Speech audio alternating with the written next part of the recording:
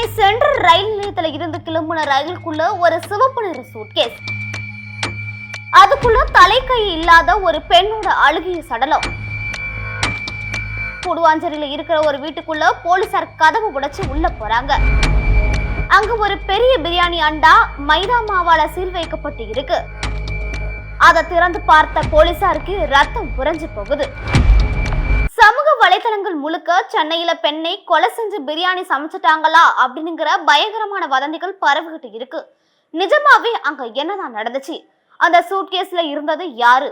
பிரியாணி அண்டாவுக்குள்ள என்ன இருந்தது? இந்த கொடூர கொலையை செஞ்ச சைக்கோ கொலையாளிகள் யாரு? இதோட முழு பின்னணியையும் காவல்துறையோட அதிரடி விசாரணையும் இந்த வீடியோல தெளிவாக பார்க்கலாம்.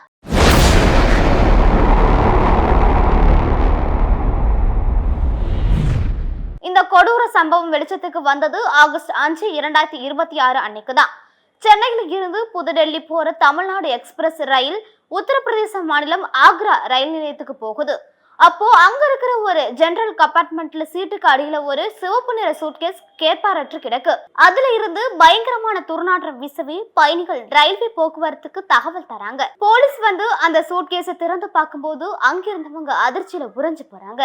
ஏன்னா அதுக்குள்ள தலை மற்றும் கைகள் இல்லாத ஒரு பெண்ணோட உடல் பாகங்கள் மட்டும் சென்னையில இருக்கிற ஒரு பிரபல துணிக்கடை பையில சுருட்டப்பட்டு அழுகிய நிலையில இருக்கு. உடனே ஆக்ரா போலீசார் சென்னை ரயில்வே போலீஸுக்கு தகவல் கொடுக்கறாங்க. சென்னை போலீசார் சென்ட்ரல் ரயில் நிலையத்தோட சிசிடிவி காட்சிகளை அக்குவேர ஆணிவரா அலச ஆரம்பிக்கிறாங்க.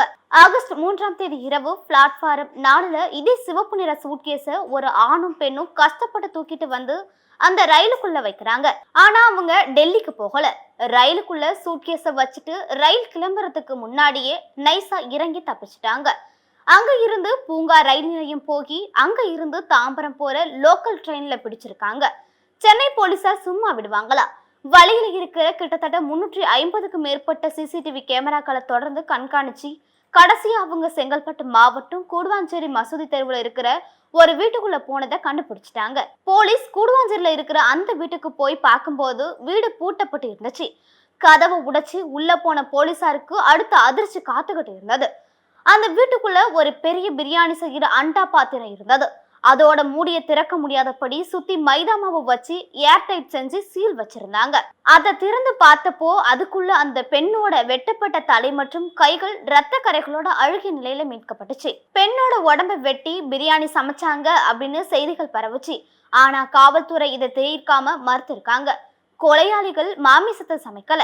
சடலத்தோட துர்நாற்று வெளியே வந்து அக்கம் பக்கத்துல இருக்கிறவங்களுக்கு சந்தேகம் வரக்கூடாதுங்கிறதுக்காக பிரியாணி அண்டாவுக்குள்ள தலை கைகால வச்சு மைதா மாவால சீல் பண்ணி மறைச்சு வச்சிருக்காங்க. இதுதான் உண்மை. போலீசாரோட தீவிர விசாரணையில கொலை செய்யப்பட்டது ஒடிசா மாநிலத்தை சேர்ந்த 38 வயதான ஹைத்து நிஷா அப்படிங்கிற பெண்ணுன்னு தெரிய வந்துச்சு. இவங்க தாம்பரம் மெப்ஸ் பகுதியில இருக்கிற ஒரு பிரைவேட் கம்பெனில வேலை பார்த்துட்டு இருக்காங்க. இந்த கூடுவாஞ்சேரி வீட்டுல வாடகைக்கும் தங்கியிருக்காங்க. இவங்க கூட அதே வீட்டுல அசாம் மாநிலத்தை சேர்ந்த மாணிக் உத்தீன் லஸ்கர் மற்றும் ஒடிசாவை சேர்ந்த பகமதி மாஜிக் அப்படிங்கிற ஒரு ஆணும் பெண்ணும் தங்கியிருந்திருக்காங்க. இவங்க 2 பேரும் தான் ஹையத்து நிஷாவை கொடூரமா கொலை பண்ணிட்டு உடலை துண்டு துண்டா வெட்டி உடற்பகுதியை சூட்கேஸா வச்சு டெல்லி ரயில்ல அனுப்பிட்டு தலை மற்றும் கைகளை அண்டாவுக்குள்ள வச்சுட்டு தப்பியோட இருக்காங்க. கொலையை நடத்திட்டு இந்த அசாம் ஜோடி அவங்க சொந்த மாநிலத்துக்கு தப்பி ஓடிட்டாங்க. இப்போது தமிழ்நாடு போலீஸோட தனிப்படை அவங்களோட செல்போன் சிக்னலை ட்ராக் பண்ணி ஒடிசா மற்றும் அசாம் மாநிலங்களுக்கு விரைஞ்சிருக்காங்க. இவங்க எதுக்காக இந்த கொடூர கொலையை செஞ்சிருக்காங்க? பண பிரச்சனையா அல்லது கள்ளக்காதல் விவகாரமா அப்படிங்கிற முழு உண்மையும் தெரியும். இந்த கொடூரமான சம்பவத்தை பத்தி நீங்க என்ன நினைக்கிறீங்க? வட மாநில தொழிலாளர்கள் தொடர்பா வர இந்த மாதிரியான குற்றங்களை தடுக்க அரசு என்ன செய்யணும்? உங்களோட கருத்துக்களை கமெண்ட்ல சொல்லுங்க. நன்றி.